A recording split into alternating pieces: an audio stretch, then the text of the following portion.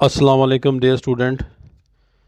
आज की इस वीडियो के अंदर हम क्वेश्चन करेंगे। बेटा क्लास सेकंड ईयर के अंदर एक क्वेश्चन आता है, पैसेज उर्दू से हमने इंग्लिश के अंदर ट्रांसलेशन करनी होती है और आज जो पैसेज करेंगे वो है 106। तो लेट्स स्टार्ट, शुरू करते हैं।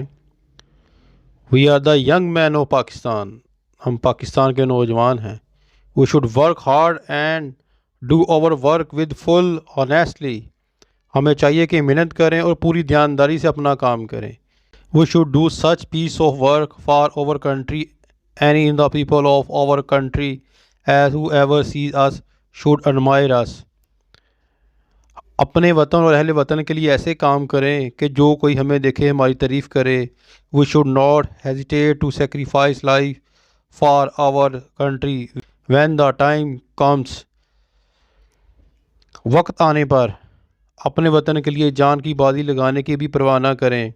We should be ready for every kind of sacrifice and foil the evil designs of the enemy.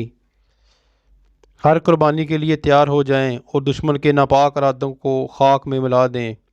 Thus prove it to the world that the inhabitants of Pakistan are a living nation and they do not hesitate even to offer the greatest sacrifice for the Prestige of the country.